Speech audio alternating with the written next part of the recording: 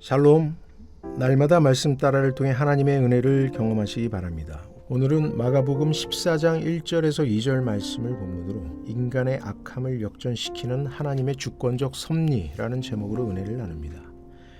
데이비드 맥레이니는 착각의 심리학이라는 책을 통해 인간은 선입견과 아집, 고정관념으로 만들어진 착각에 의해 자신의 감정과 판단, 행동을 지배당한다고 말합니다.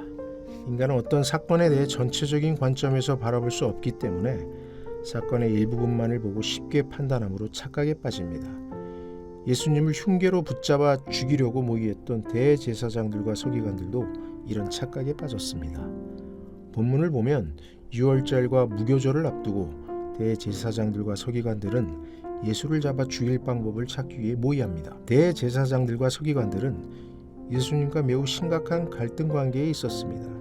예컨대 마가복음 11장에서 예수님은 성전에서 매매하는 자들을 내쫓으시면서 성전을 깨끗하게 하셨습니다. 이 일로 인해 대제사장들과 서기관들은 예수님을 어떻게 죽일까 꾀하게 됩니다. 그들은 예수님에 대한 분노와 심각한 적대감을 가졌습니다. 유월절은 유대인들이 애굽으로부터 탈출한 날을 기념하는 가장 큰 절기입니다. 이때 경건한 유대인들은 축제에 참여하기 위해서 예루살렘으로 모였습니다. 무교절은 유월절에 이어지는 절기로 유대인들이 누룩을 넣지 않는 빵을 먹었습니다. 그들은 누룩을 넣지 않는 무교봉을 먹으면서 출애굽 사건을 통해 구원의 은혜를 베풀어 주신 하나님을 기억했습니다.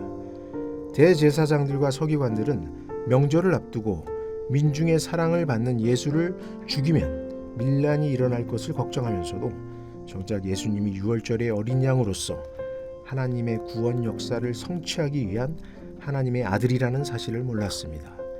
그들은 자신의 권력과 계획으로 예수를 죽일 수 있다고 착각했습니다.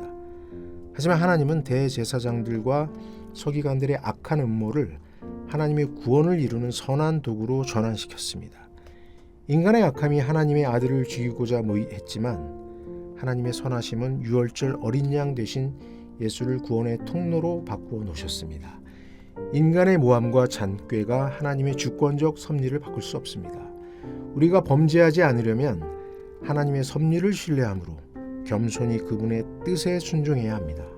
잔꾀와 불순종을 내려놓고 하나님의 뜻에 온전히 순종함으로써 하나님의 구원 역사에 참여하는 믿음의 사람이 되시기를 바랍니다.